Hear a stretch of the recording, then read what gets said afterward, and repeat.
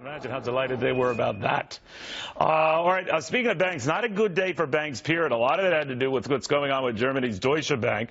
Word that a lot of hedge fund managers are getting out, and so that German institution is running out of cash fast. If everything hits the fan, then it would need help, presumably from the German government. But the German government, we are told, is not taking the bite here so far. What is the fallout if Deutsche is in deep doo-doo? Could it spread here? Could this be the Lehman Brothers of 2016? So Scott Martin, Gary B. Smith, Hitha Herzog. Hitha, what do you think? You know, we've been saying this for a very long time, and I sound like a broken record, but, you know, the bank situation in Europe, anytime anyone has some sort of hesitance, or you see a blog, you know, the Wolf Street blog came out with this, and the quote was that this exposure to European banks has the ability to transmogrify into a European crisis for the banks. So I think that once you have something like that coming out, and you see that, you know, these hedge funds are pulling out of their exposure towards Deutsche Bank, that is this. Everyone is very afraid of this domino effect. So that's what we're seeing, and it's transcribing, or you're seeing that into the markets, and the market sells. Yeah, they tend to, you know, sell first, ask questions later, hence all the big money center banks under enormous selling pressure today, and given their disproportionate weight in some of the key market averages, no mystery, Gary B. Smith, that those averages would be taken on the chin. Having said that, people look at this and think it's the fall. Another institution with capital issues. It's a presidential election, and they start saying 2008. Are they getting ahead of themselves? Yeah, I think so. I think the Deutsche Bank problem, if you will, is going to go away. Here's the reason. This all stemmed from the U.S.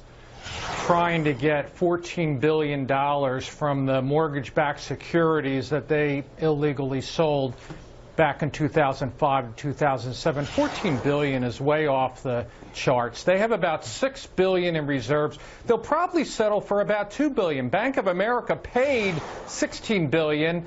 Goldman Sachs paid $5 billion, so it's probably going to be in that range, probably a little bit lower. And they say they can't have afford the money. They say they can't afford it. It's going to really lower their capital. I do want to pick that up with Scott They can't afford Martin, the $14 billion, right.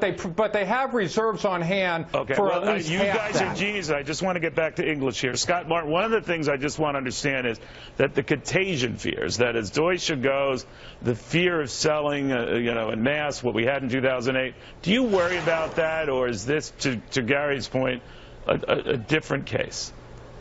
I don't worry as much about it, Neil. I think this is a more isolated incident. I mean, I think one of the benefits of the financial crisis in 08 was that banks are more prepared for these type of occurrences now than they were prior to that. So if a bank does get in trouble, and believe you, I know you mentioned Germany's not taking the bait yet on helping out Deutsche, but I guarantee you there's some calls being made around Europe right now about maybe a possible savior package here coming in, because they don't want to see that bank fail. So I think going forward, if you look at where these banks are all going to trade, we talked about the U.S. banks feeling some pain today. The yield curve is flat. Banks make money by borrowing short and lending long to the consumer. As long as yields do not go up, negative in a lot of cases in Europe, that's bad for the banking industry in general, so I would not invest there. This is something that Donald mentioned at the debate with Hillary Clinton. That is, you know, it wouldn't take much to push these markets over the edge, since a lot of this is a result of low interest rates. Even the slightest uptick in rates could be a problem, could it not? We haven't forgotten about what has happened in 2008 and 2009 as consumers and investors. And it's not just Deutsche Bank that's having an issue here. It's also the Italian banks that had, you know, billions of dollars in source loans, and now they're having issues trying to pay those back.